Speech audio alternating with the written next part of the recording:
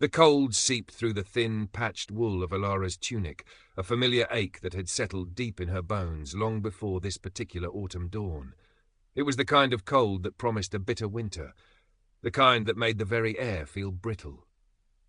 Outside the one-room hovel she shared with her younger brother Arik, the village of Brewood lay shrouded in a damp, grey mist, the thatched roofs glistening with frost under a sky the colour of lead. The year was 1347, a time when even the change of seasons felt like a harbinger of suffering. Alara shifted on the straw pallet, the rustling loud in the pre-dawn stillness. Beside her, Arik coughed, a small dry sound that tore at her heart. He was 7, small for his age, and his breath often hitched with a worrisome rasp. She reached out a calloused hand, her fingers perpetually rimmed with the grime of fieldwork and foraging, and gently touched his forehead. "Still too warm, Alara?" His voice was a thin whisper, lost in the dimness. "Hush, little bird. Still dark." She pushed herself up, her spine protesting with a series of small, sharp cracks. 19 years old, and she felt ancient. The scar on her left cheekbone, a pale line from a childhood fall into a ditch, throbbed faintly with the cold. Her dark hair, lank and unwashed, escaped its rough twine binding to cling to her temples. The hut was a symphony of medieval discomfort. The dirt floor was damp, a faint, musty odour mingling with the lingering scent of wood smoke from last night's meagre fire. Through the ill-fitting door and the single shuttered opening that served as a window, the smells of brewerwood wafted in. Stale animal dung, rotting vegetation from the kitchen middens, and the ever-present damp earth. There were no pleasantries here, no illusions of comfort. Life was a raw, unyielding thing. Alara coaxed the embers in the central hearth back to a reluctant flame, feeding them precious slivers of wood she'd hoarded.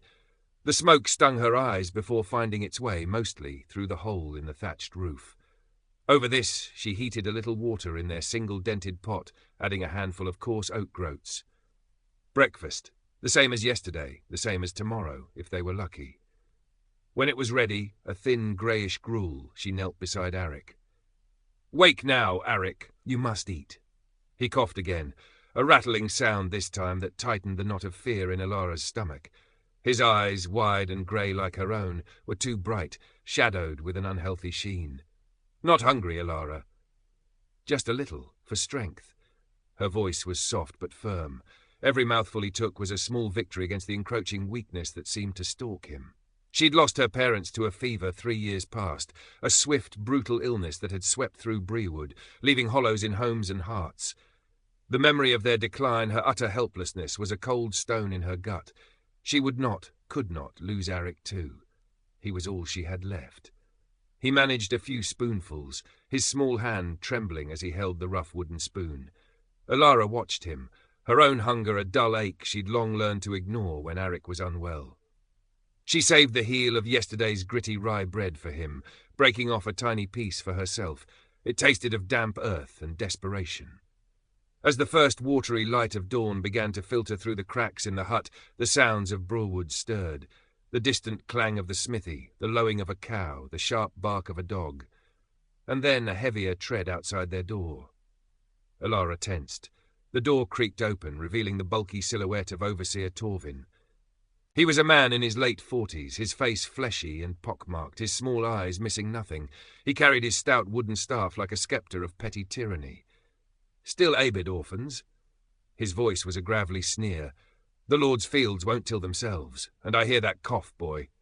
He peered at Arik, his gaze devoid of pity. Another weakling slowing things down.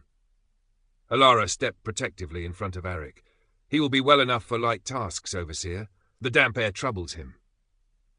Torvin grunted, his eyes lingering on the pathetic wisp of smoke rising from their hearth. "See that it does. And remember the tithe. The Lord requires extra firewood for the manor this season. Don't think your snivelling brat will excuse you." He tapped his staff meaningfully against the doorframe before turning and lumbering off, his presence leaving a chill in the air that had nothing to do with the morning frost.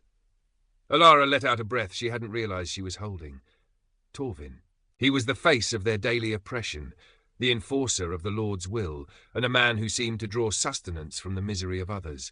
The extra firewood tithe, it was another impossible demand. Wood was already scarce. the common lands picked clean. To get enough, she'd have to risk venturing deeper into the Lord's forest, where the foresters were quick with their staffs and accusations of poaching. But Aric's cough. It was worse today. That was the fear that overshadowed all others. She looked at her brother, his small frame bundled in their single threadbare blanket, and a fierce, protective resolve hardened within her. She would find the wood. She would find food. She would keep him alive. Whatever it took. The grey, indifferent sky offered no comfort, only the promise of another day of struggle in a world that seemed designed to crush them. The fields were a sea of cold mud, the last of the meagre harvest long since gathered. Elara's task today, along with the other women and older children of Brewood, was gleaning, searching the barren earth for any overlooked grain, any shriveled pea pod the reapers might have missed. It was back-breaking, soul-crushing work. Her fingers, already chapped and raw, dug into the icy soil, finding little more than stones and disappointment. Around her, the other villagers worked in a grim, mostly silent fellowship of misery. Faces were etched with weariness, bodies stooped from years of toil. Aric, too weak for the fields, had been left in the dubious care of a neighbour's crone, a woman whose own grandchildren were a constant, sniffling burden. Elara had given her their last half-rotten apple for the trouble, a payment that felt like a piece of her own heart. The wind, sharp and relentless, whipped across the open fields, carrying the scent of decaying leaves and distant wood smoke. Elara pulled her thin tunic tighter, the rough wool scratching against her skin. She thought of Aric's cough, the way his small chest hitched with each breath. The image fueled a desperate energy, pushing her to scan the ground with a fierce intensity. Brennus, one of Torvin's lackeys, a lanky youth with a cruel streak and a swagger born of borrowed authority, patrolled the edge of the field. He took a perverse pleasure in tormenting the gleaners, kicking over their pathetic piles of findings or confiscating anything he deemed too substantial. Elara kept her head down, trying to remain invisible. Attention, she knew, was a dangerous currency in Brewood.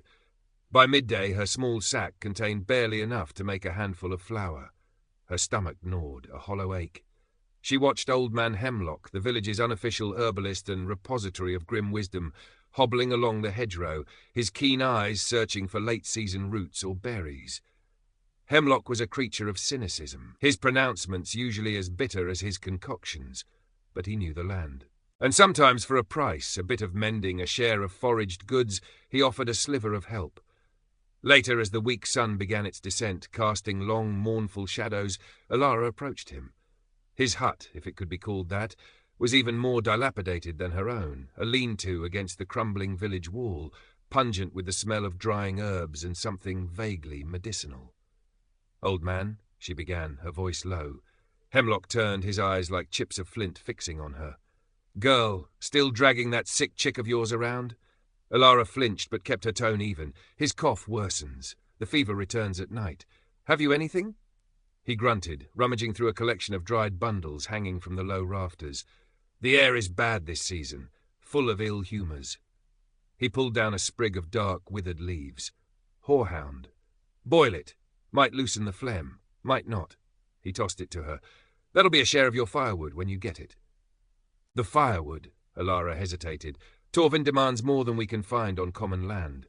Hemlock cackled, a dry, rasping sound. "Torvin, he'd take the breath from your lungs if he could sell it. The Lord's forest, then. Risky, but what isn't, for folk like us?" He paused, his gaze turning distant. "There's a dark wind coming from the south, girl. Darker than any winter. I feel it in my bones." Elara shivered, though not entirely from the cold. "What kind of wind?" "The kind that reaps without a sickle," he said, his voice dropping to a near whisper. "Heard tell from a peddler. Towns to the south, bodies piling up like cordwood. A sickness that turns the skin black." Fear, cold and sharp, pierced through Elara. She'd heard whispers, disjointed and terrifying, but Hemlock's words gave them a chilling substance. Black sickness. She clutched the horehound, its brittle leaves a fragile defence against an unseen, encroaching doom. That night, the horehound tea did little for Aric. His fever burned hotter, his small body trembling under the thin blanket. Elara sat beside him, wiping his brow with a damp rag, her heart a leaden weight. The wind howled outside, rattling the ill-fitting shutter, sounding like the mournful cries of lost souls. Hemlock's words echoed in her mind. A dark wind. The extra firewood tithe became an obsession. If Arik was to survive the winter, they needed warmth. If she was caught in the Lord's forest, but the alternative was watching Arik succumb to the cold and sickness in their freezing hut. There was no good choice, only degrees of desperation. The following days were a blur of back-breaking labour in the fields by day and furtive, terrifying expeditions into the deeper, forbidden woods by twilight. She moved like a wraith, every snap of a twig, every rustle of leaves, sending her heart leaping into her throat. She learned the paths the foresters didn't frequent, the hollows where fallen branches might accumulate. Her hands became more torn, her tunic more ripped by thorns, but slowly, painstakingly, her pile of firewood grew. Brennus caught her once, near the edge of the common land, her sack a little too full. His eyes gleamed with malicious pleasure. "Getting ambitious, Orphan."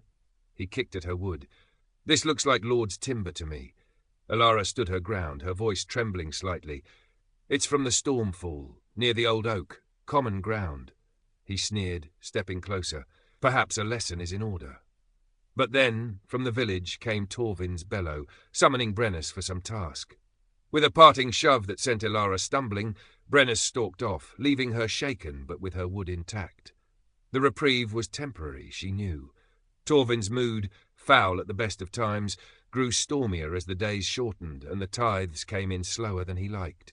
He made an example of Thomas, a stooped old man caught with a rabbit, snared on what Torvin claimed was the Lord's land. The punishment was swift and brutal, a public flogging in the muddy village square, Thomas's thin cries echoing off the damp stone of the church wall. Alara watched, her stomach churning, Arik hidden safely, she hoped, in their hut. The sight of Thomas's bloodied back, the vacant look in his eyes, was a stark reminder of the precariousness of their existence.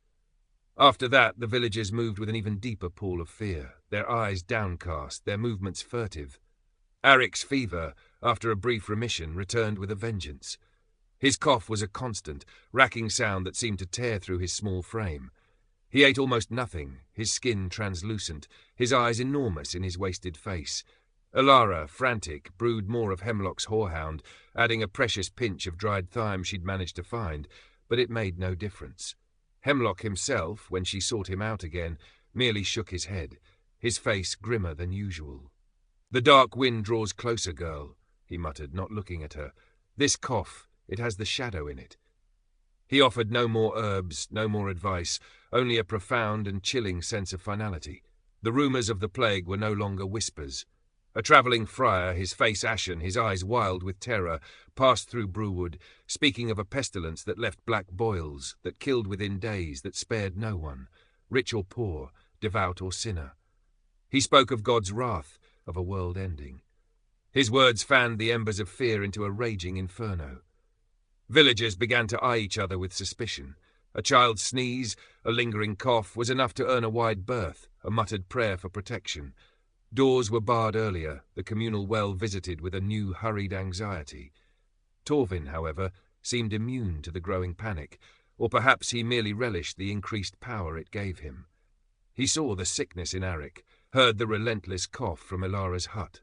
One morning as Alara emerged, her face drawn with exhaustion, he blocked her path.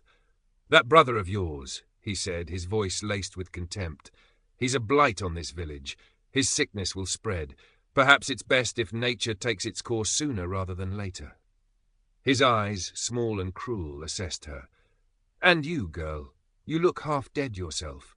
Don't think you can shirk your duties." He gestured towards the pile of firewood she had painstakingly gathered, now stacked precariously beside her hut. "The Lord's manor needs to be warm. I'll be taking a good portion of that, for the good of all, of course." Rage, cold and sharp, flared in Alara, momentarily eclipsing her fear. "This is for my brother, he'll freeze without it." Torvin laughed, a harsh, barking sound. "He'll likely be dead before the first true snow, girl, wasting good wood on a lost cause." He reached for a log. Alara, moving on pure instinct, snatched it back. "No." His face darkened, he raised his staff. "Defy me, Orphan." For a heartbeat, Alara stood her ground, her grey eyes blazing. But the image of Thomas's flogged back, of Arik's frail body, flashed through her mind. Defiance was a luxury she could not afford. Slowly her shoulders slumped. She let go of the log. Torvin smirked, a look of triumph on his fleshy face. He selected several of the largest pieces, more than his fair share, more than the Lord could possibly need from one impoverished orphan. That's better. Learn your place. He lumbered off, leaving Alara trembling with a mixture of fury and despair. That night, as Arik shivered violently despite being bundled in every scrap of cloth they owned, Alara knew she was running out of time. The hut was colder than ever. Hemlock's words, the friar's warnings, Torvin's cruelty, it all coalesced into a single unbearable truth. Arik was dying, and Brewood offered no salvation, only a slow, cold descent into oblivion. A memory surfaced, a fragment of a tale told by a travelling tinker years ago, before her parents died. A story of a hidden spring, deep within the whispering woods to the north, whose waters were said to cure any ailment. Or perhaps it was a reclusive hermit, a holy man who lived by the spring, skilled in forgotten arts of healing. It was a foolish, desperate thought, a child's fable. But in the face of Arik's fading breaths, foolish fables were all she had left. The decision, once formed, solidified with a grim certainty. They would leave Brewood. They would seek this mythical spring.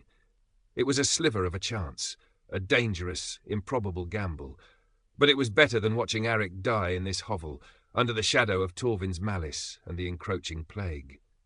Under the cloak of a moonless, starless night, Alara made her preparations. Her movements were silent, precise. She took the last of their gritty oat flour, a small, hard heel of bread she'd saved. From a neighbour's poorly secured shed, her heart pounding with guilt and terror, she stole a small, tattered woolen blanket, thicker than their own. It was a sin, she knew. The priest would say so. But Arik's shivering was a more immediate damnation. She wrapped Arik in the stolen blanket, his small body light as a bundle of twigs in her arms. He was barely conscious, his breathing shallow. "We're going on a journey, little bird," she whispered against his hot forehead. "To find the sunshine." With one last look at the squalid hut that had been their only home, Alara slipped out into the oppressive darkness of Brewood. The village was silent, its inhabitants lost in uneasy sleep, dreaming, perhaps, of the dark wind that was coming for them all. Alara did not look back. She headed north, towards the cold, indifferent embrace of the Whispering Woods. The Whispering Woods lived up to its name. Even in the pre-dawn gloom, the wind sighed through the dense canopy of oak and pine, creating a constant, mournful rustling that seemed to speak of ancient sorrows and hidden dangers. The air was thick with the scent of damp earth, decaying leaves, and the sharp tang of pine needles. For Alara, carrying Arik's frail, feverish body, every step was an agony of effort and fear. Arik was a dead weight in her arms, his head lolling against her shoulder, his breaths shallow and uneven. The stolen blanket, though thicker than their own, felt inadequate against the biting cold that seeped from the forest floor. Alara's own hunger was a relentless, gnawing beast, but she pushed it down, focusing every fibre of her being on placing one foot in front of the other, on shielding Arik from the worst of the chill. She had no real path to follow. Only a vague sense of direction gleaned from the tinker's half-forgotten tale and the position of the cold morning star before it faded. The forest floor was a treacherous carpet of gnarled roots, moss-slicked stones, and deep pockets of mud that sucked at her worn leather shoes. Thorns tore at her tunic and scratched her skin. Several times she stumbled, nearly dropping Arik, her heart lurching with terror. The sounds of the forest were a constant source of anxiety. The snap of a distant twig. Was it a deer, or one of the Lord's foresters? The hoot of an owl. Did it portend ill luck? The rustle in the undergrowth. A fox, or something larger, something hungrier. She clutched Arik tighter, her eyes scanning the dense shadows, every sense straining. By what she guessed was midday, they had ventured deeper into the woods than she had ever dared go before. The trees grew closer here, their ancient branches intertwining to create a perpetual twilight. The air was colder, the silence more profound, broken only by the drip of moisture from the leaves and Arik's laboured breathing. She found a small, sheltered hollow beneath the roots of a massive fallen oak and gently laid Arik down. His eyes fluttered open, unfocused and dull. "Cold, Alara," he whispered, his lips tinged with blue. "I know, little bird, I know." She chafed his small, icy hands, her own raw and trembling. She offered him a few drops of water from the small skin she carried, but he could barely swallow. The oat flour she'd brought mixed with a little water into a paste went untouched. Despair, cold and suffocating, threatened to overwhelm her. The healing spring, the wise hermit, they felt like foolish dreams now, illusions conjured by desperation. What if the tinker's tale was just that, a tale? What if she had dragged Arik out here only to die in the unforgiving wilderness? The guilt was a physical ache, as sharp as the hunger pangs. She forced herself to move, to search for dry tinder, for any edible root or berry the birds might have missed.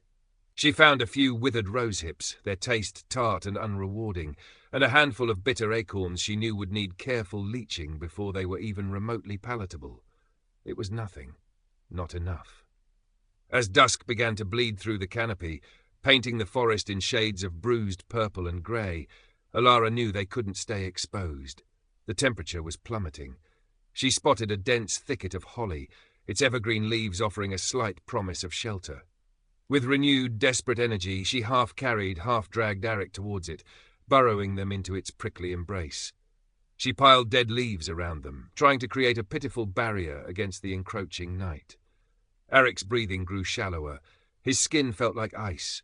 Alara held him close, rocking him gently, humming a wordless lullaby her mother used to sing, a melody of lost warmth and remembered love. Tears streamed down her face, freezing on her cheeks.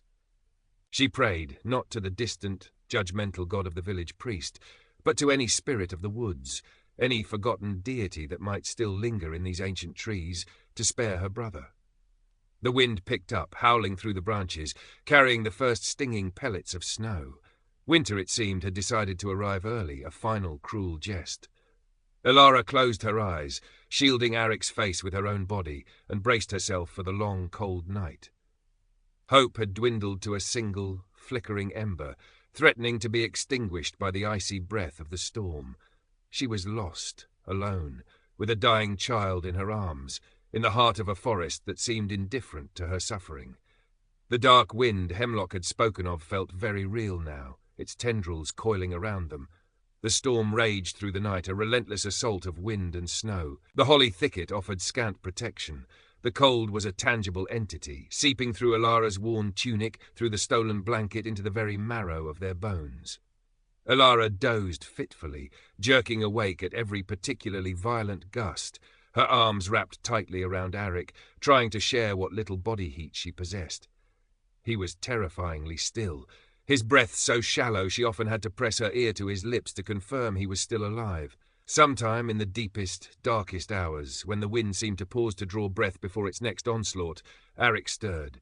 He coughed, a weak, wet sound, and then a small, almost inaudible whimper. "Mama?" Alara's heart clenched.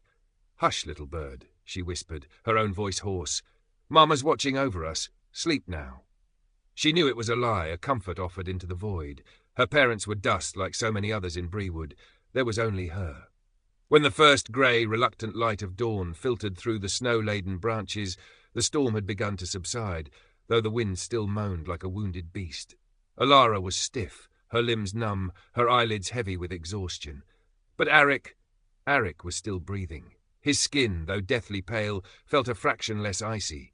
His fever, which had burned so fiercely, seemed to have lessened, leaving him clammy and utterly depleted, but perhaps, just perhaps, not entirely consumed.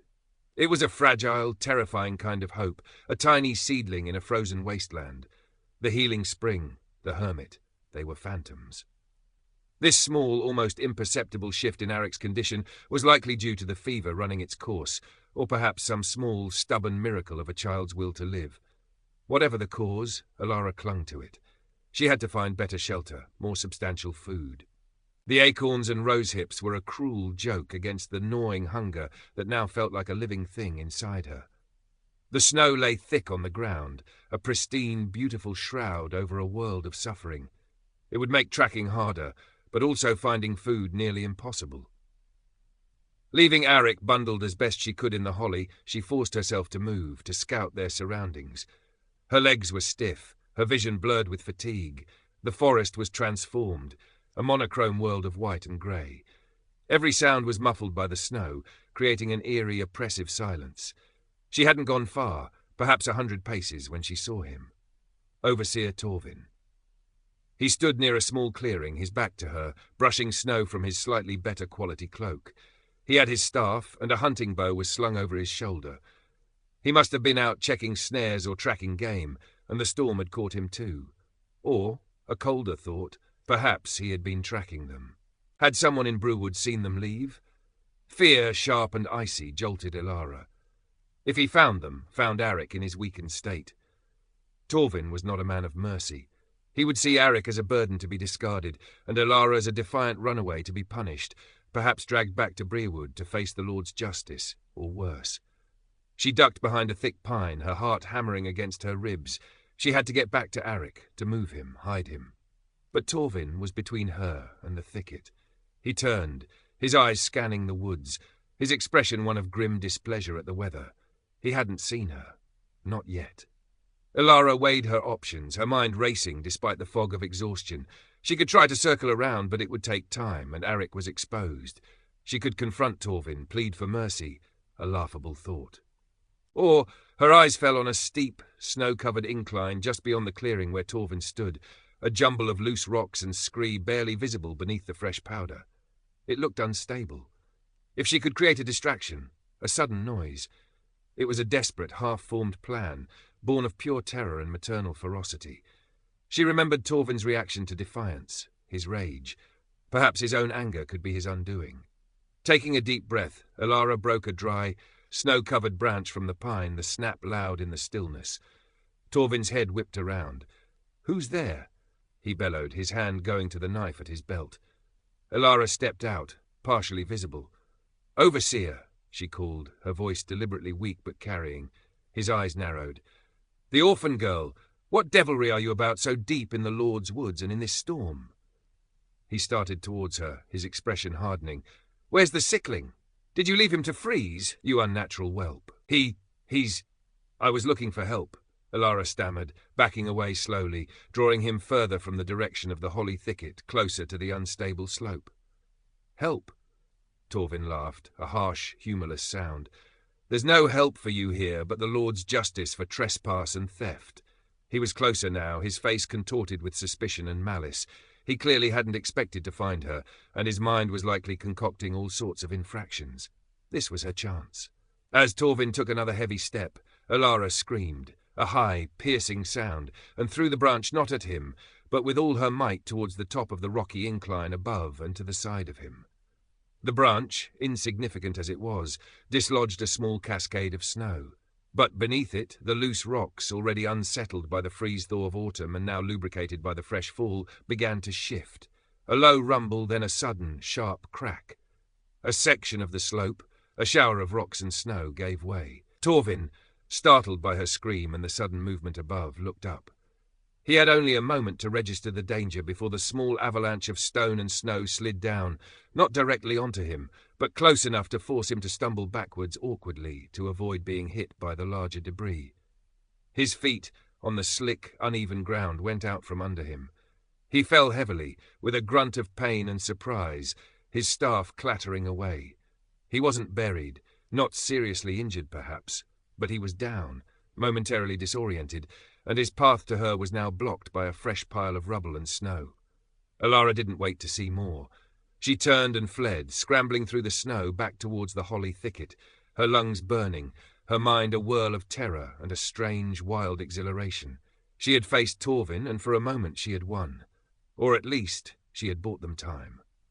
Arik was where she had left him, his small form a pathetic huddle against the biting wind that still snaked through the holly.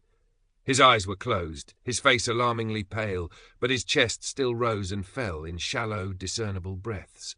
The brief confrontation with Torvin had bought them precious moments, but their situation remained desperate.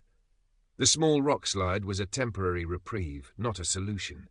Torvin, if not seriously injured, would be enraged. He might even have others with him, or he could fetch them. "Arik," Ilara whispered, shaking him gently. "Little bird, we have to move. We have to find better shelter." His eyelids fluttered.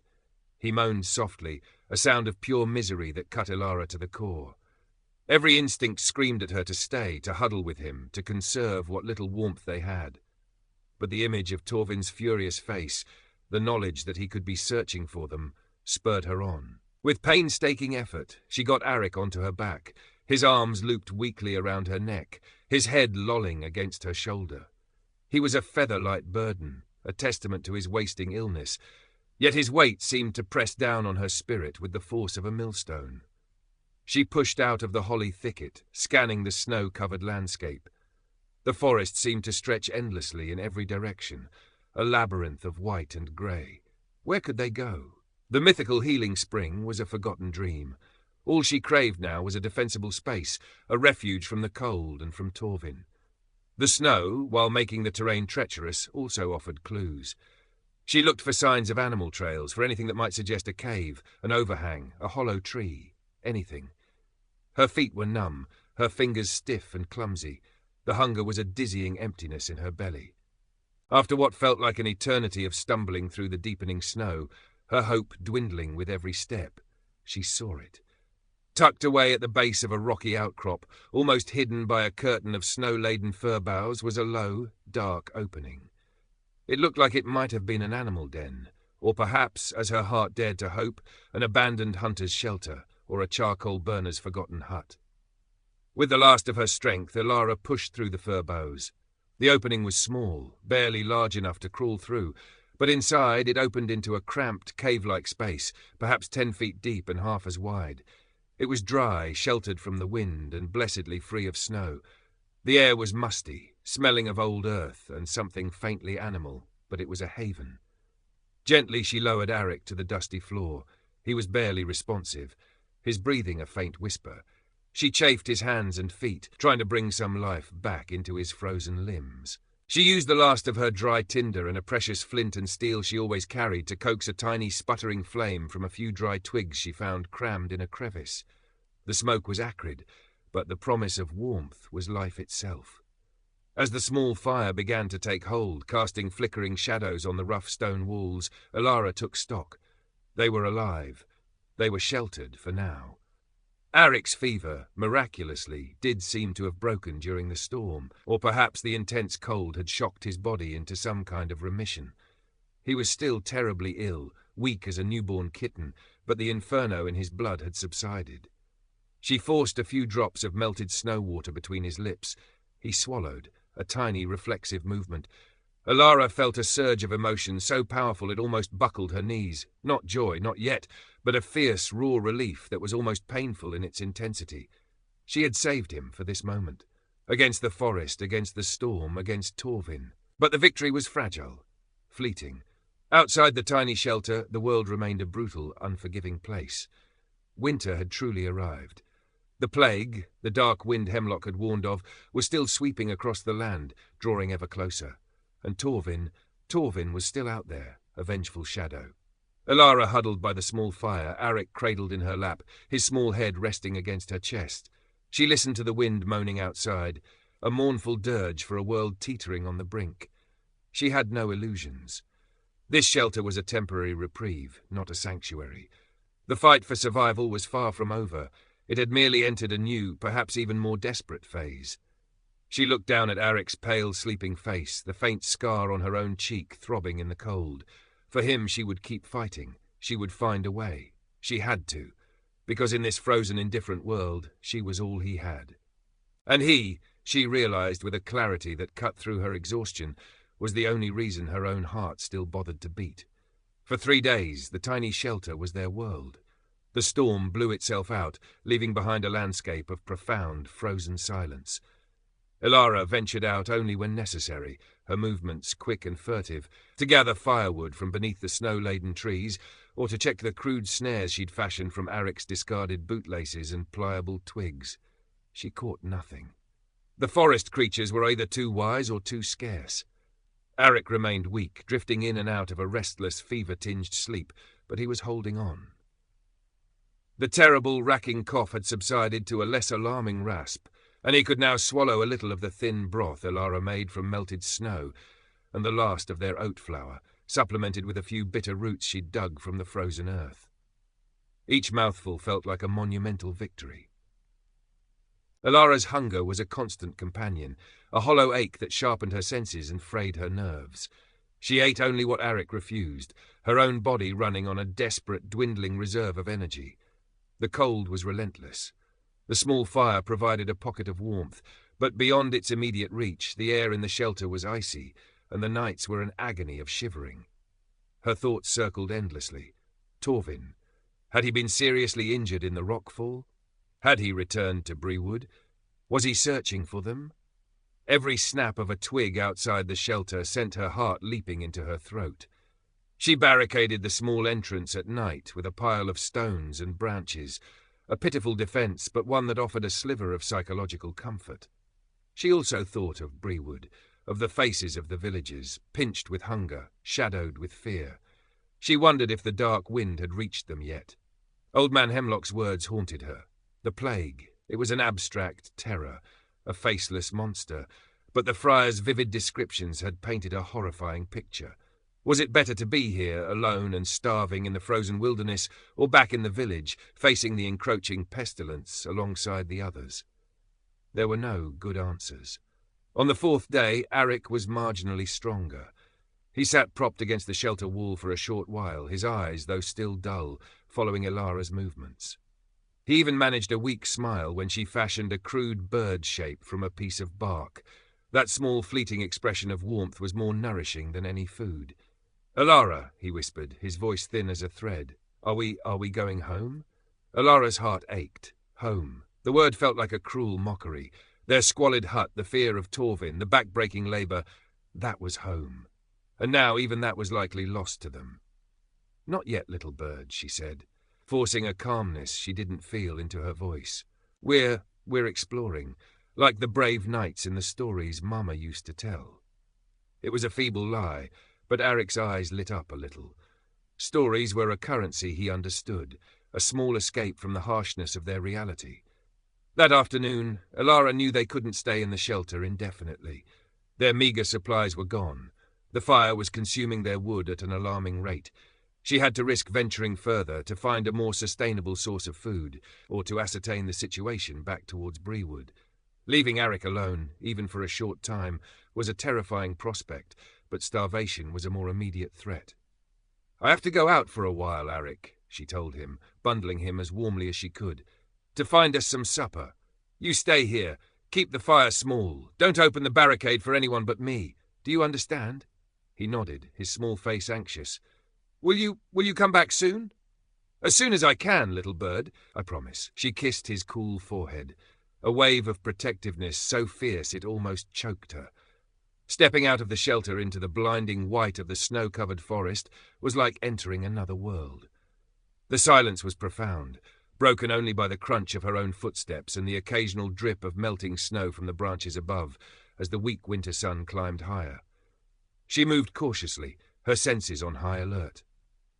She decided to head in a direction that would eventually lead her to the outskirts of Brewood's lands, but keeping well within the cover of the forest. She needed to see if there were any signs of Torvin, any unusual activity. After an hour of difficult walking, her stomach cramping with hunger, she came to a small rise that overlooked a section of the path leading towards Brewood. She lay flat in the snow, hidden by a tangle of brambles, and watched. For a long time, there was nothing. Then she saw them. Not Torvin, but a group of 3 men, villagers she vaguely recognized, armed with crude staves and axes. They were moving with a grim, purposeful air, not like men going about their daily tasks, but like men on a hunt or a patrol. Their faces were tense, their eyes darting nervously into the woods. And then she saw it. One of them carried a torch, even though it was daylight, and another had a crude cross painted in what looked like white clay on his tunic.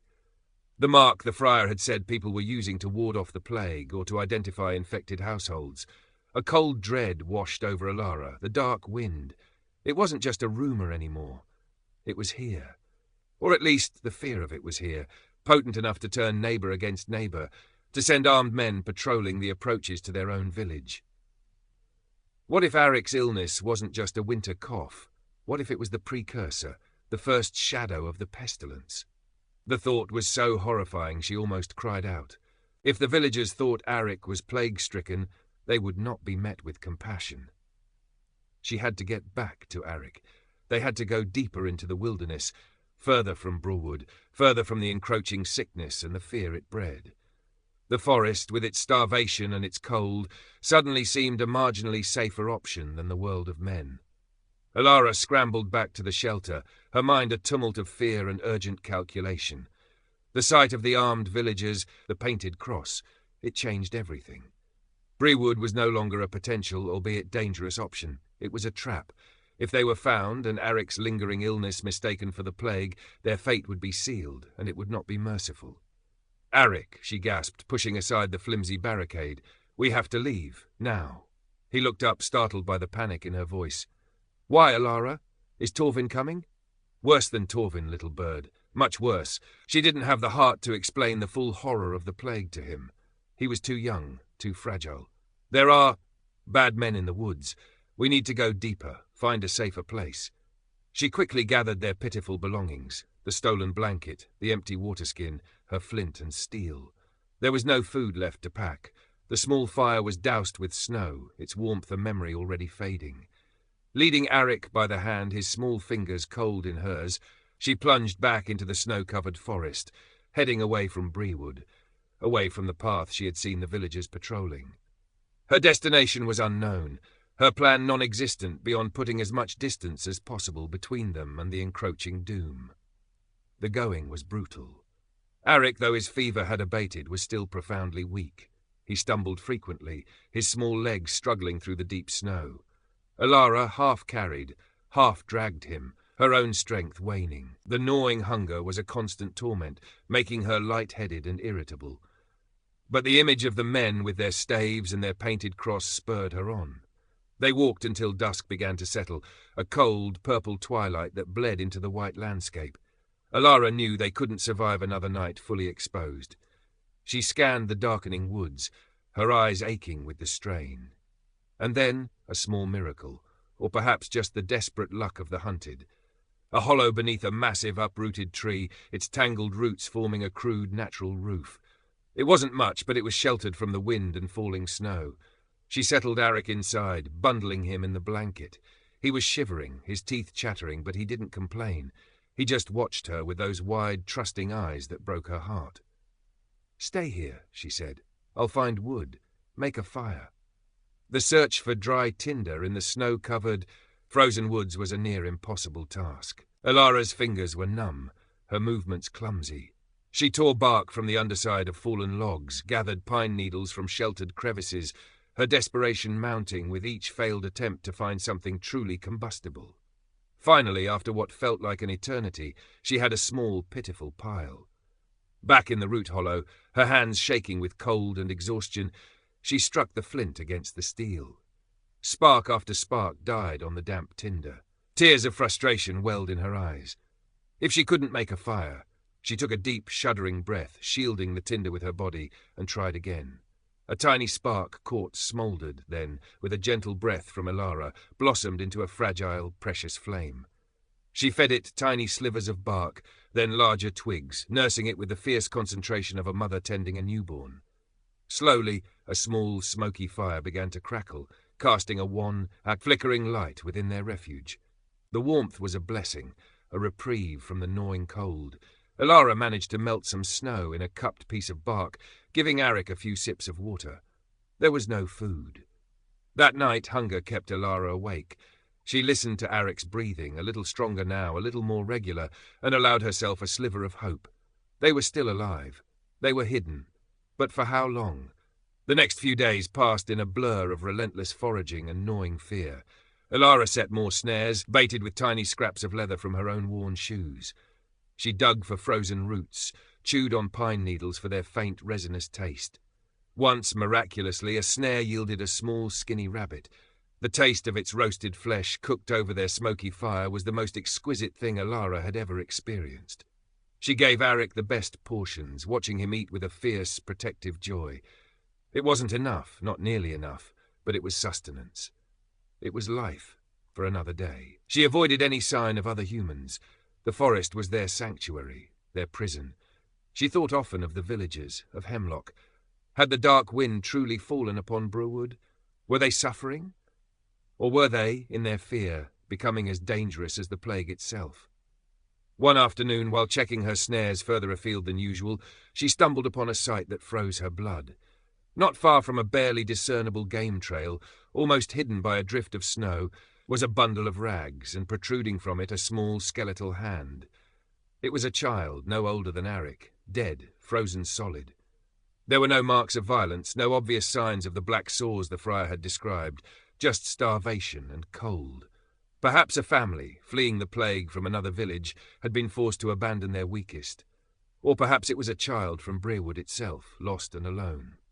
Alara stood there for a long moment, the wind whipping her hair around her face, a profound icy despair settling in her heart. This was their world. This was the fate that awaited the weak, the unlucky. She looked at the small, frozen hand and saw Arik.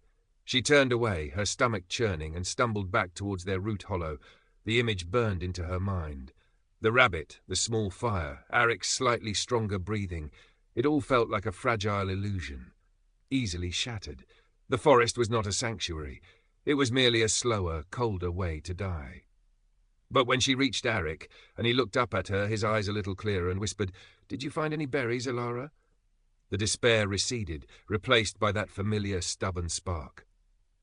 She would not let him become that frozen bundle in the snow. She would not. She forced a smile. "Not today, little bird, but perhaps tomorrow. Perhaps tomorrow the sun will shine a little warmer." It was a lie, of course, but sometimes lies were all that kept hope alive. And hope, in this brutal, unforgiving world, was as precious and as necessary as fire itself. The days bled into one another, a monotonous cycle of cold, hunger and fear, punctuated by fleeting moments of fragile hope. Alara's world shrank to the confines of the root hollow and the small patch of forest she dared to scavenge. Arik, though still weak, was slowly, almost imperceptibly, regaining a sliver of strength.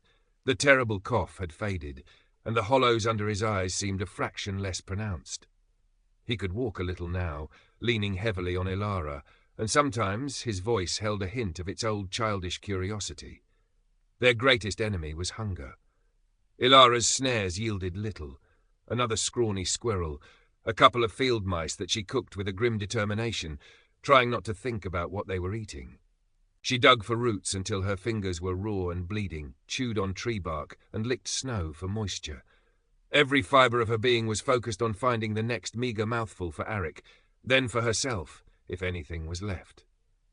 One day, driven by a gnawing emptiness that made her reckless, she ventured further east, towards a part of the woods she hadn't explored, hoping to find a less depleted patch of ground. The snow was thinner here, under the dense canopy of ancient pines, and the air felt marginally less biting. She was pushing through a thicket of tangled undergrowth when she heard it, a low growl followed by a whimpering sound. Her heart leaped into her throat. Wolves. She froze, every instinct screaming at her to flee, but the whimper, it sounded small, distressed. Cautiously, she peered through the leaves. What she saw made her gasp. Not wolves, but a dog. A large, shaggy hunting hound, its leg caught fast in a crude hidden metal trap, the kind poachers sometimes used. The dog was clearly in agony, its eyes wild with pain and fear, its lips drawn back in a snarl. And beside it, cowering and whimpering, was a puppy, no bigger than Alara's two hands clasped together. Alara's first thought was Torvin, or the Lord's Foresters. This was no peasant's dog. Hunting hounds were valuable, possessions of the nobility, if she were found here. But the puppy's desperate cries, the mother dog's pain-filled eyes, they tugged at something deep within her, something beyond fear, beyond hunger. She thought of Arik, of her own helplessness when her parents were dying. Slowly, cautiously, she began to speak to the trapped dog, her voice low and soothing, the way she spoke to Arik when he was frightened. "Easy now, easy, I won't hurt you."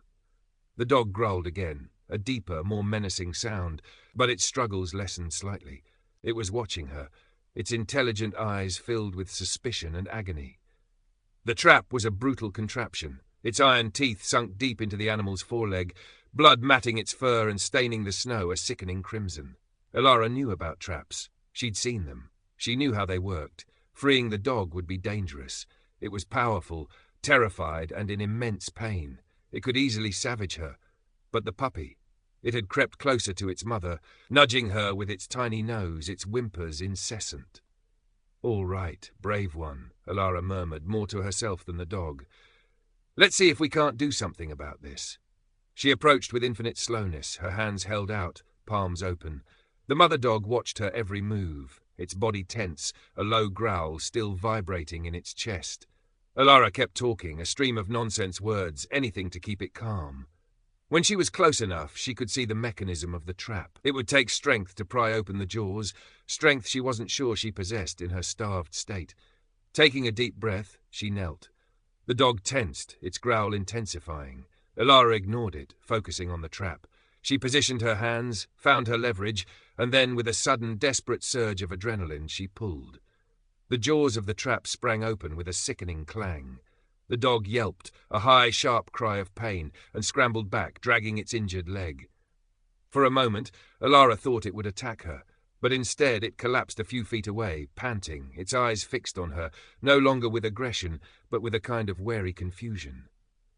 The puppy rushed to its side, licking its mother's face. Alara's hands were shaking, her breath coming in ragged gasps. She had done it. The dog's leg was badly mangled. It would likely never hunt properly again, but it was free. She backed away slowly, not wanting to provoke it. As she retreated, the mother dog nudged the puppy towards her, then let out a soft, almost questioning whine. Alara stopped. What did it mean? Was it an offering? A thank you? The puppy, emboldened, took a few wobbly steps towards her, then sat down and looked up at her with wide, innocent eyes, its tiny tail giving a tentative thump against the snow. Alara's heart melted. It was so small, so vulnerable. And Arik loved animals. He had always longed for a dog, a creature to offer warmth and companionship in their bleak world. She looked at the mother hound, still watching her. It was a risk. Another mouth to feed, even a tiny one, when they had nothing. But the thought of leaving the puppy here, perhaps to perish if its mother couldn't care for it with her injured leg.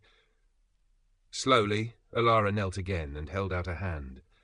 The puppy, after a moment's hesitation, tottered forward and licked her fingers. She scooped it up. It was a warm, trembling bundle of fur. She tucked it inside her tunic against her skin for warmth. "I'll look after him," she whispered to the mother dog. "I promise." The hound watched her for another long moment, then with a sigh, it laid its head on its paws, its gaze never leaving her. Alara turned and hurried back towards the root hollow, the tiny warm weight against her chest a strange comfort. She had no idea how they would feed it, how they would manage. But for the first time in a long, long time, a genuine, unforced smile touched her lips. It was a foolish, reckless thing she had done. But in a world so starved of kindness, perhaps a little foolish recklessness was exactly what was needed. Arik was ecstatic. When Alara revealed the tiny, wriggling puppy from beneath her tunic, his eyes, usually so dull with weakness and fear, lit up with a joy she hadn't seen since before their parents died.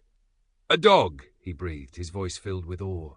He reached out a hesitant hand, and the puppy, after a moment of sniffing, began to lick his fingers with surprising vigor, its tiny tail a blur. Arik giggled, a weak but genuine sound that was like music to Alara's ears. They named him Scamp, for his adventurous spirit in approaching Alara. He was a scrawny thing, all ribs and paws, but he had an unquenchable zest for life. He quickly became the center of their small, desperate world in the root hollow. He snuggled between them at night, a small, furry furnace offering a surprising amount of warmth. He licked Arik's face in the mornings, a playful, insistent alarm clock. His presence, his unquestioning affection, was a balm to their frayed spirits. Feeding him was a challenge. Alara shared what little meat she managed to snare, giving Scamp the tiniest scraps. He seemed to thrive on almost nothing, his puppy energy a constant source of amazement. Arik, despite his own hunger, would often try to save bits of his meagre portion for Scamp, a gesture of selfless love that both touched and worried Alara. The discovery of the mother hound and the subsequent acquisition of Scamp had, however, subtly shifted something in Alara. The act of freeing the trapped animal, of choosing compassion over fear in that moment, had kindled a tiny spark of agency within her. It was a small thing, almost insignificant in the grand scheme of their struggle, but it mattered. She became bolder in her foraging, driven by the need to feed 3 mouths instead of 2. She learned to read the signs of the forest with a new acuity. The faintest animal tracks in the snow, the subtle disturbances in the undergrowth that might indicate a rabbit's burrow, the types of bark that, when boiled, might yield a thin, unappetizing but life-sustaining gruel. One day, following a barely discernible deer trail, she stumbled upon a small, sheltered grove where a patch of wintercress grew, its green leaves a vibrant splash of colour against the snow. It was a treasure. She gathered as much as she could, her heart light with a rare sense of triumph. That night, the bitter, peppery taste of the fresh greens in their thin broth felt like a feast. But the forest was not always benevolent. The cold remained a constant enemy. And the shadow of other humans, of the plague-ridden world beyond their isolated refuge, never entirely receded. One afternoon, while checking her snares near the edge of what she considered her safe territory, Alara heard voices. Not the rough, familiar tones of Brewood villagers, but something different, crisper, more authoritative. She dropped to the ground, instantly alert. Scamp, who had taken to following her on her shorter expeditions, pressed close beside her, silent and still as if sensing her fear. Peering through a tangle of frozen ferns, she saw them. 2 men, dressed in leather jerkins and steel caps, armed with short swords and crossbows. They were not peasants. They were soldiers, or perhaps the Lord's own men-at-arms, not his thuggish foresters. They were moving with a practiced efficiency, scanning the woods as if searching for something or someone. Alara's blood ran cold. Were they looking for her and Arik? Had Torvin, if he was still functional, reported their disappearance, perhaps accusing them of theft or some other crime to cover his own misadventure with the rockslide? Or were they simply a patrol, a common sight in these troubled times, when lawlessness often followed in the wake of famine and fear? She didn't wait to find out. As soon as they had passed, she scooped up Scamp and fled back towards the root hollow, her heart pounding. The encounter was a stark reminder. They were fugitives, outcasts. The fragile peace of their isolated existence could be shattered at any moment. That night, as she lay huddled with Arik and Scamp, the small fire casting dancing shadows on the earthen walls, she knew they couldn't stay in the root hollow forever. It was too close to Brewood, too accessible. Winter was deepening, the plague was spreading. They needed to find a more permanent, more defensible refuge, if such a thing even existed in this god-forsaken world. But where? The question hung in the smoky air, unanswered, a heavy weight on her already overburdened spirit. She looked at Arik's sleeping face, his expression peaceful for once. Scamp curled trustingly at his side. For them she had to find an answer. She had to keep them safe.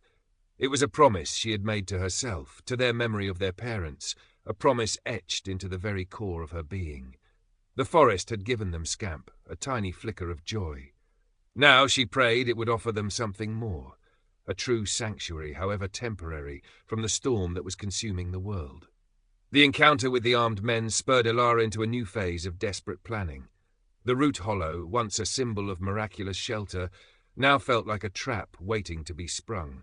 They needed to move, to go deeper into the wilderness, to find a place so remote, so inhospitable, that no one, not Torvin, not the Lord's men, not even the creeping fingers of the plague, would think to look for them there.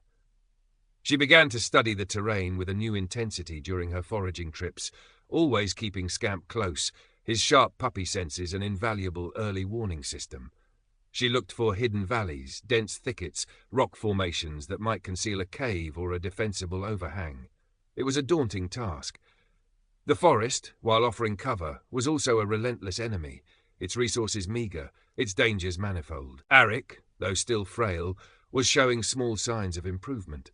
The addition of the wintercress and the occasional scrap of meat had put a faint touch of colour back in his cheeks. His spirits, buoyed by Scamp's playful antics, were noticeably better. He would spend hours whispering stories to the puppy, his imagination painting vivid pictures in the confines of their smoky shelter, tales of brave knights and magical forests, a stark contrast to their grim reality. Alara listened, her heart aching, marvelling at a child's capacity for hope in the face of such unrelenting bleakness.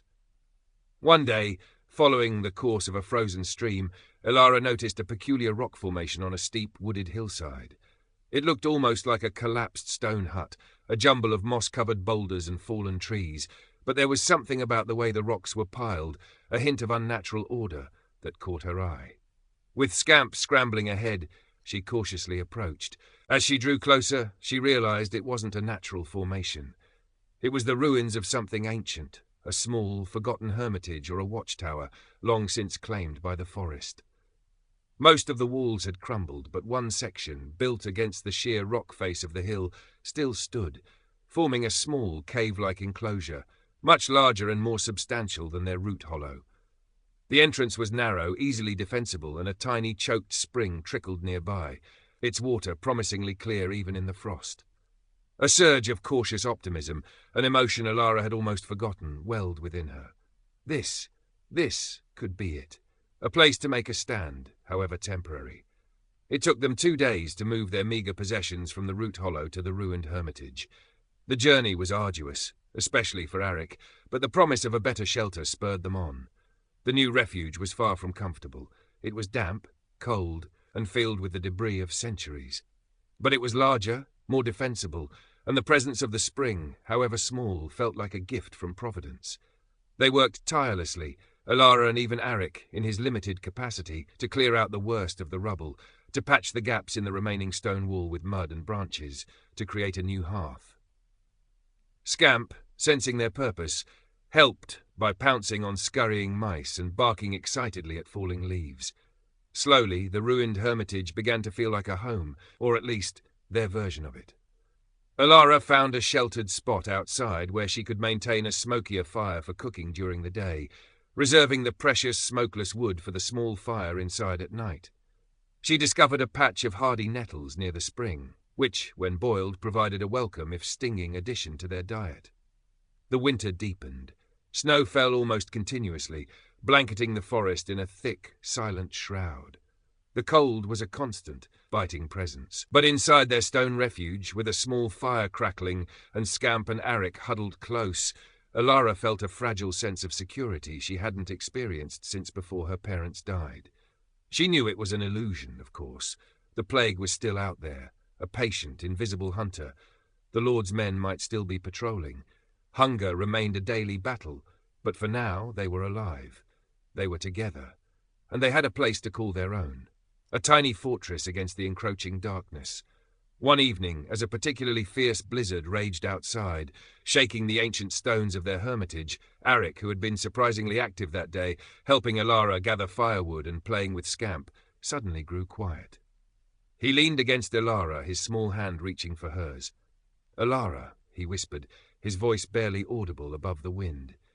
Do you think Mama and Papa can see us? From heaven?" Alara held his hand tightly, her throat constricting. She looked at his earnest, upturned face, illuminated by the flickering firelight. What could she say? The truth that she didn't know, that she doubted the existence of a heaven that would allow such suffering, felt too cruel. "Yes, little bird," she said softly, her voice thick with unshed tears. "I think they can. And I think they're proud of you, of how brave you've been." Arik smiled, a faint, contented expression. He snuggled closer, his head resting on her lap. Scamp, sensing the shift in mood, crept onto Arik's other side, laying his furry head on the boy's chest. In that moment, surrounded by the storm, by the vast indifferent wilderness, with hunger gnawing at her belly and fear a constant shadow in her heart, Alara felt a profound, almost unbearable surge of love for the 2 small breathing beings beside her. They were her reason, her purpose, her fragile, precious light in a world consumed by darkness. And for them, she would face whatever horrors the coming days, the coming plague might bring. She would endure. They would endure. Together.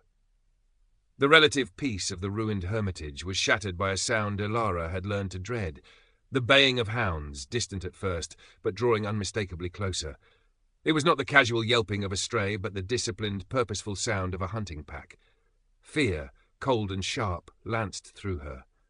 She scrambled to the narrow entrance of their stone shelter, peering out through the gaps in the crude barricade of branches she always maintained. Arik, awakened by the noise and Scamp's low growl, huddled behind her, his eyes wide with alarm. Through the swirling snow that had begun to fall again, she saw them. 3 riders, cloaked and hooded, their horses picking their way carefully through the snow-covered undergrowth, and half a dozen hounds straining at their leashes, their noses to the ground. These were not the Lord's thuggish foresters. These were men of consequence, perhaps the Lord himself or his knights out on a winter hunt. Or, a more chilling thought, perhaps they were searching for something more specific than deer. "Stay down, Arik," Alara whispered, her voice tight, "and keep Scamp quiet." Scamp, as if understanding, pressed himself against Arik's legs, emitting only a low, almost inaudible whine. The riders were closer now. Alara could hear the jingle of their harnesses, the snorting of their horses. They were following the frozen stream, the very path that had led her to this hermitage. Her heart hammered against her ribs. Had she been so careless? Had she left tracks too obvious to miss? She had to make a decision, fast. They couldn't outrun them, not with Arik in his weakened state. Hiding was their only option. But the hermitage, while offering shelter from the elements, was a trap if discovered. One of the riders, a tall man on a powerful black destrier, reined in his horse almost directly opposite their hiding place, his gaze sweeping the jumble of rocks and fallen trees. Alara held her breath, pressing herself and Arik flatter against the cold stone floor. If one of the hounds caught their scent, the lead hound, a large brindle beast, suddenly stopped, its nose twitching, its body tensing as it sniffed the air in their direction. It let out a low, eager yelp. "What is it, Fang?" The tall rider called, his voice carrying clearly through the cold air. He dismounted, handing his reins to one of the other men. Alara's blood ran cold. This was it. The rider began to pick his way towards the rockfall, his hand resting on the hilt of the sword at his belt. The brindle hound strained at its leash, pulling its handler forward, its barks growing louder, more insistent. Desperate, Alara scanned their tiny shelter. There was nowhere to run, nowhere to hide further. But her eyes fell on the small, choked spring that trickled nearby, its waters disappearing into a patch of particularly dense, thorny brambles a little way down the slope from their entrance. And then an idea, reckless and terrifying, sparked in her mind. "Arik," she whispered, her voice urgent, "listen to me. You have to be very brave. When I tell you, you take Scamp and you crawl out the back of this place. There's a small gap behind that big stone. Crawl into the thickest part of those brambles by the spring. Stay absolutely still, no matter what you hear. Do you understand?" Arik's eyes were wide with terror, but he nodded, his small face set with a desperate resolve. The rider was closer now, only a few yards from their entrance. The hound was going frantic. "Now, Arik, go!" Alara hissed. As Arik and Scamp scrambled towards the tiny gap at the back of the shelter, Alara took a deep breath. She picked up a loose, heavy stone, her knuckles white as she gripped it. She couldn't fight these men, not in any real sense. But she could create a diversion. She could buy Arik time. Just as the rider's shadow fell across their entrance, his face peering into the gloom, Alara let out a wild, desperate cry, more animal than human, and hurled the stone not at him but past him, deeper into the woods, followed by another, smaller stone she'd grabbed. "Run!" she shrieked, as if to an unseen companion. "They found us! Scatter!" The rider, startled by the sudden commotion from within the dark opening and the projectiles flying past him, instinctively flinched back, his hand going to his sword. The other two riders shouted in alarm. The hounds erupted into a frenzy of barking.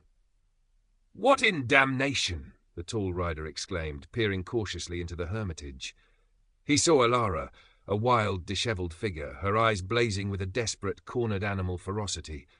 "There's more of them!" one of the other riders yelled. "Poachers most like, or worse." The diversion, however brief, had worked.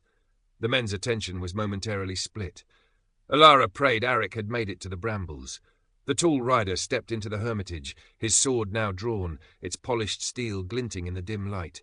He saw the meagre fire, the pathetic palette of leaves, the utter poverty of the place. His expression shifted from aggression to a kind of weary disdain. "Just a girl?" he said, his voice tinged with surprise and annoyance. "What is this? Who are you?" Alara didn't answer. She just stared at him, her heart pounding, trying to project an image of someone more dangerous, more unpredictable than she was. "Speak, girl," the rider commanded, taking another step closer. "Are you alone? Who are you yelling at?" Behind him, Alara could hear the other men and the hounds casting about, searching for the others she had implied were with her. Every second they spent searching was another second for Arik to disappear.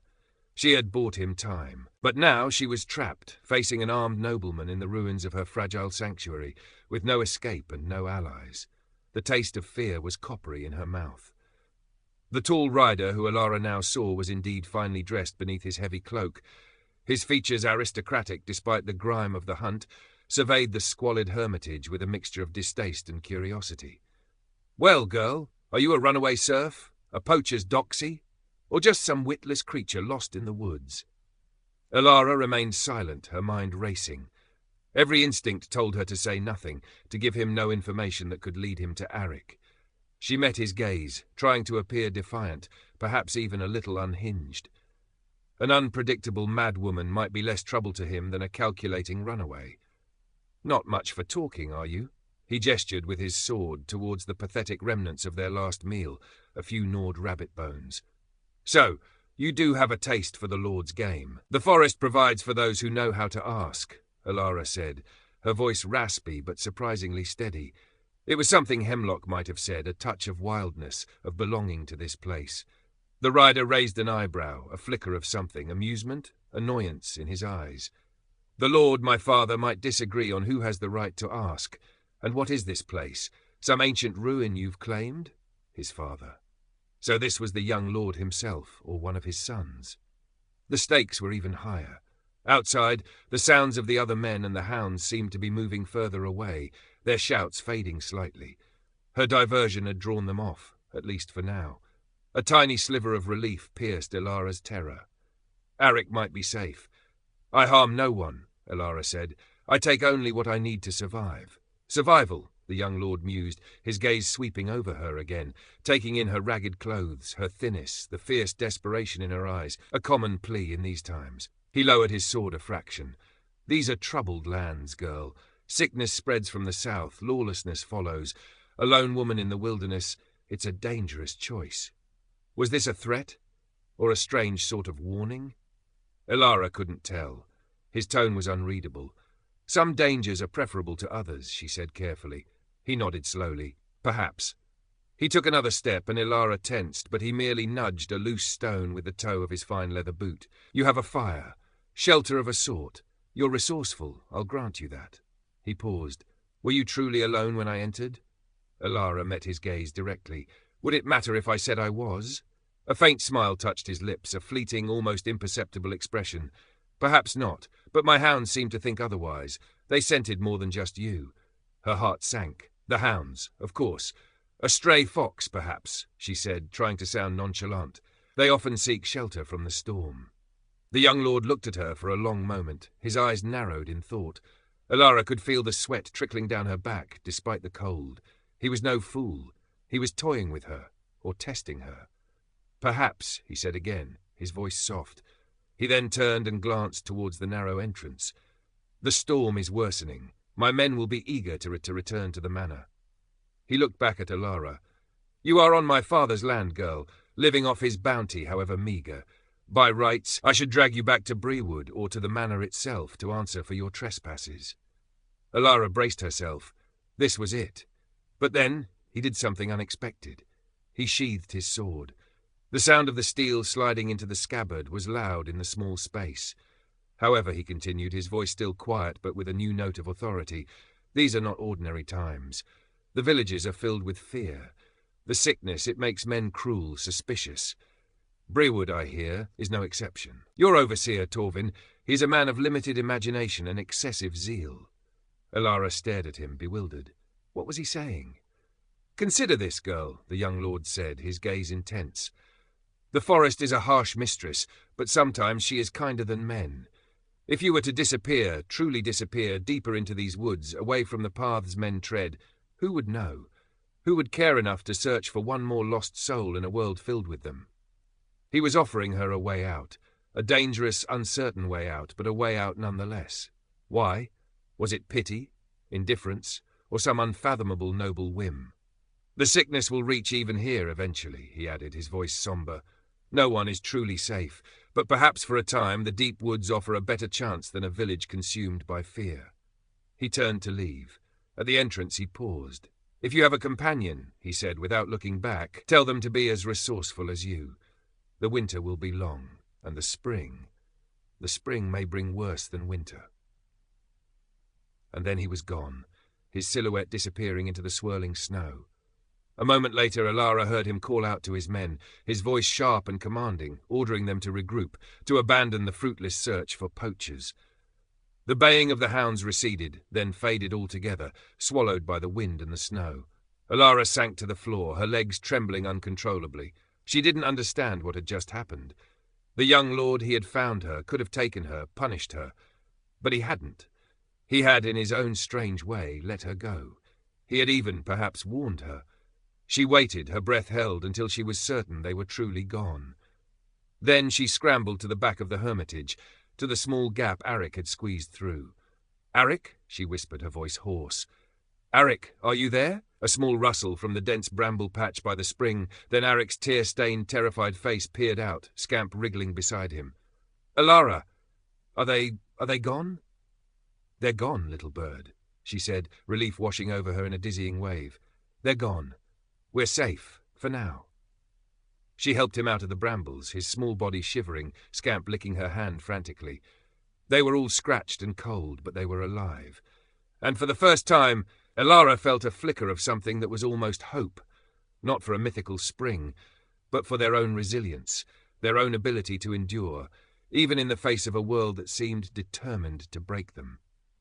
The young lord's unexpected mercy was a baffling gift, but one she would not squander. They would go deeper into the woods, as he had suggested. They would disappear, and they would survive. The young lord's cryptic clemency was a bewildering reprieve, but Alara knew it was fleeting. They couldn't stay at the ruined hermitage. It was too exposed, too close to known paths, and now potentially marked in the memory of at least one nobleman. His words, "deeper into these woods, away from the paths men tread," echoed in her mind. It was a directive born of either pity or a pragmatic desire to avoid further complication. Either way, Alara intended to heed it. Their new journey began the next dawn, under a sky still heavy with unshed snow. This time, Alara had a clearer, if more daunting, objective: to find a place so isolated, so seemingly barren, that it would offer no temptation to hunters, woodcutters, or fearful villagers. A place where they could truly vanish. Arik, though still weak, seemed to have drawn strength from their narrow escape. His fear was overshadowed by a child's resilience and a profound trust in Alara. Scamp, too, seemed to sense the gravity of their situation, trotting quietly at Alara's heels. His playful yip silenced, his ears alert. They travelled west, away from Brewood, away from the lands patrolled by the young lord's men, towards the wilder, more rugged uplands that bordered the great forest. The terrain grew more difficult, the trees more ancient and gnarled, the undergrowth thicker. It was land that offered little sustenance, but also, Alara hoped, little reason for others to venture there. Days turned into a week, then two. Their existence became a primal rhythm of movement, foraging and sheltering. Alara's skills, honed by desperation, grew sharper. She learned to identify edible lichens, to find hibernating grubs beneath the bark of fallen trees, to track the almost invisible signs of ptarmigan in the snow. She even managed, with a crudely fashioned fishing spear, to catch a couple of small bony fish from a half-frozen mountain stream. Each tiny success was a monumental victory against starvation. They found shelter where they could, in shallow caves, beneath dense overhangs of rock, once even in the hollowed-out trunk of a lightning-struck giant of an oak. Each night, Alara built a small, carefully concealed fire, its smoke dispersed by the dense canopy or the swirling winds of the uplands. Arik, remarkably, held his own. The fresh, cold air, free from the concentrated miasma of village life, seemed to agree with him. His cough became a rarity. He grew thinner, leaner, but there was a wiry toughness about him now, a reflection of Alara's own resilient spirit. Scamp was their constant companion, a furry shadow, his presence a small, warm comfort in the vast, cold wilderness. One evening, as they huddled in a makeshift lean-to against a sheer cliff face, the wind howling a mournful song around them, Alara knew they had reached a turning point. They were deep in the wilderness, far from any recognizable landmark. They were utterly alone. And while the fear of pursuit had lessened, the fear of starvation, of the relentless winter, remained. She had also begun to notice a disturbing trend. The game, already scarce, was becoming even harder to find. The forest seemed unnaturally quiet. Even the bird-song was muted. It was as if the land itself was holding its breath, waiting. The young lord's final words came back to her. The sickness will reach even here, eventually. The spring may bring worse than winter. Was this it? Was the plague, the dark wind, already seeping into these remote corners, carried by fleeing animals, or by the very air itself? The thought filled her with a fresh wave of dread. They had escaped men, but could they escape this invisible, relentless foe? One particularly bitter morning, Alara left Arik and Scamp asleep in their shelter and climbed to the highest point of the cliff, hoping to get a better view of the surrounding land, to spot any sign of smoke, any distant indication of other human presence or absence. One particularly bitter morning, Alara left Arik and Scamp asleep in their shelter and climbed to the highest point of the cliff, hoping to get a better view of the surrounding land, to spot any sign of smoke, any distant indication of other human noisons. The vista that spread before her was breathtakingly bleak.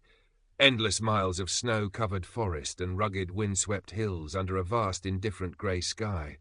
There was no sign of Brewood, no trace of civilization, only the raw, untamed wilderness, and a profound, unnerving silence. As she scanned the horizon, a flicker of movement caught her eye. Far below, in a distant, snow-filled valley, she saw a thin tendril of smoke rising. Not the diffuse smoke of a well-tended hearth, but a darker, denser plume, accompanied by a faint, acrid smell that the wind carried even to her high perch. It was the smell of burning, not just wood, but something else. Something sickeningly familiar from the aftermath of village fires where livestock had been trapped. And then she saw them. Tiny figures moving around the source of the smoke. Too far to identify, but their movements were erratic, disorganized. It wasn't a hunting party. It wasn't a woodcutter's camp.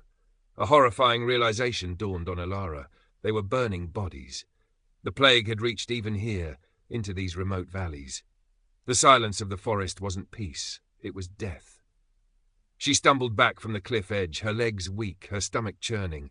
There was no escape, no sanctuary. The dark wind was everywhere. She returned to the shelter, her face a mask of grim resolve. She couldn't tell Arik what she had seen. He was too young. But she knew, with a chilling certainty, that their fight for survival had just become infinitely harder. They were no longer just battling hunger and cold. They were battling an invisible, indiscriminate killer that was consuming the world around them. Their isolation, once a shield, now felt like a terrifying vulnerability. If one of them fell ill... She looked at Arik, still sleeping peacefully, Scamp curled at his feet. Her love for them, her determination to protect them, burned brighter than ever, a fierce, defiant flame against the encroaching darkness. She didn't know how, but she would find a way. She had to. For them. For the memory of her parents. For the stubborn, unyielding spark of life that refused to be extinguished, even in the face of a dying world. The spring, if they lived to see it, would indeed bring a new kind of terror. But first, they had to survive the winter. The knowledge of the distant funeral pyre changed Alara. The grim reality of the plague, no longer a whispered rumor but a tangible horror witnessed, however remotely, settled into her bones, a cold, constant companion to her hunger and fear. Their isolation in the uplands was no longer a strategy for mere evasion. It became a desperate quarantine. She redoubled her efforts to be self-sufficient, to avoid any contact, however indirect, with the contagion that was clearly sweeping through the lower lands. She became even more meticulous in her foraging, washing any roots or berries in the icy spring water, though she knew, deep down, that such measures were likely pitifully inadequate against a foe she couldn't see or understand. Her greatest fear was for Arik. Every cough, every sniffle sent a jolt of terror through her. She watched him constantly, her gaze scrutinizing, searching for any telltale sign, any mark of the dreaded sickness. He remained surprisingly resilient, his thin frame seemingly hardened by their ordeal, his spirits kept alive by Scamp's unwavering companionship and Alara's forced cheerfulness. Scamp, too, became an unwitting guardian. His keen senses often alerted Alara to the presence of unseen animals long before she detected them, and once his frantic barking near their shelter led her to discover a small cache of nuts a squirrel had forgotten, a welcome addition to their meagre stores. He was more than a pet. He was a member of their tiny, desperate family. As the winter wore on, the days began to lengthen, almost imperceptibly at first, then with a more definite promise. The sun, when it appeared, had a little more warmth. The snow began to melt in patches on south-facing slopes, revealing the bruised, frozen earth beneath. Alara dared to hope, just a little, that they might have outrun the worst of the plague's initial wave, that their isolation had bought them time. But the forest remained unnervingly empty. The distant funeral pyres, though she never climbed the cliff to look for them again, haunted her thoughts. She knew the world beyond their small, wild sanctuary was likely in chaos. One day, while checking a line of snares she had set further down the slope, closer to the edge of the great forest, Alara found something that was not an animal. It was a man, lying face down in a patch of melting snow, his clothes ragged, his body emaciated. He was dead. There were no obvious marks of violence, but on his exposed wrist, peeking from beneath a frayed sleeve, was a dark, purplish swelling, a bubo. The plague. It had found its way even here, to the fringes of their isolation. Alara backed away, her heart pounding, a metallic taste of fear in her mouth. She didn't go near him. She didn't touch him. She turned and fled back to their shelter, her mind reeling. She didn't tell Arik what she had seen. She scrubbed her hands raw in the spring water, though she knew it was a futile gesture. The invisible enemy was at their doorstep. For days she was consumed by a new level of vigilance.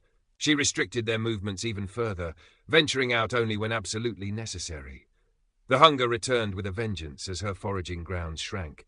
Then Arik fell ill. It started with a shiver, a sudden lethargy. Alara tried to dismiss it as a chill, a consequence of their poor diet. But then came the fever, hot and fierce, and a small, tender lump under his arm. Alara's world collapsed. She nursed him with a desperate, frantic energy, using every bit of knowledge she possessed, every half-remembered herbal remedy from hemlock, every prayer she had ever known. She bathed his burning skin with cool water, forced sips of broth between his cracked lips, held him close when the shivers racked his small frame. Scamp, sensing the crisis, lay whimpering at Arik's side, refusing to leave him. Arik drifted in and out of consciousness, muttering incoherently, his eyes glazed with fever. Alara watched the lump under his arm grow, darken. She knew, with a certainty that was like a shard of ice in her heart, what it was. There was no escape now, no deeper wilderness to flee to. The dark wind had found them. She sat with him for 3 days and 3 nights, her own hunger, her own exhaustion forgotten. She talked to him, sang to him, told him stories of sunshine and green fields, of a world without sickness or fear. She willed him to live, pouring all her love, all her strength, all her desperate hope into him. On the 4th morning, as the first pale light of a reluctant spring dawn touched the entrance of their shelter, Arik's breathing grew shallow, then fainter, then stopped. Alara sat there, holding his small, still hand, the silence in the shelter deafening.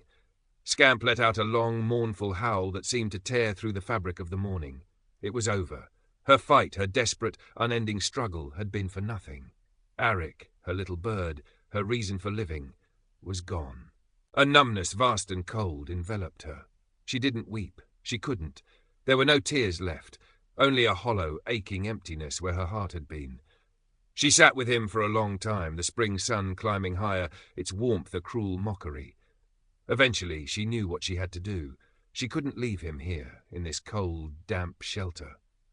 With Scamp watching her, his intelligent eyes filled with a grief that mirrored her own, Alara carried Arik's small, light body out into the tentative sunshine.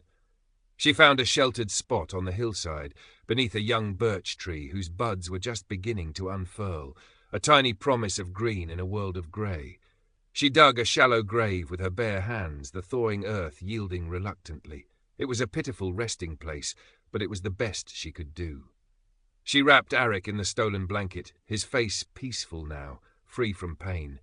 She laid him in the earth and covered him over, her movements mechanical, robotic. When it was done, she stood there, swaying with exhaustion and a grief so profound it threatened to swallow her whole. Scamp pressed against her legs, a small, warm anchor in a sea of desolation. She had failed. She had not been able to protect him. The dark wind had won. She looked out at the vast, indifferent wilderness. The spring was coming, as the young lord had predicted, but what would it bring for her? A world emptied of meaning, a future devoid of purpose. But then a tiny, stubborn flicker, deep within the ashes of her despair. Arik was gone. But she was still here, and somewhere in this ravaged world, life, however fragile, persisted. The birch tree was budding. Scamp was alive, his warm body a testament to survival. She didn't know what she would do, where she would go. But as she turned away from Arik's small grave, Scamp trotting faithfully beside her, Alara knew one thing. She would not lie down and die. She would live. For Arik. For the memory of his laughter, his trust, his innocent belief in stories of sunshine. She would carry him in her heart, a tiny, enduring flame. And she would walk into whatever future this broken world had left for her, one painful, determined step at a time. The spring would be harsh, yes, but she was a child of winter, hardened by its cruelties, and somehow she would find a way to endure its bitter thaw.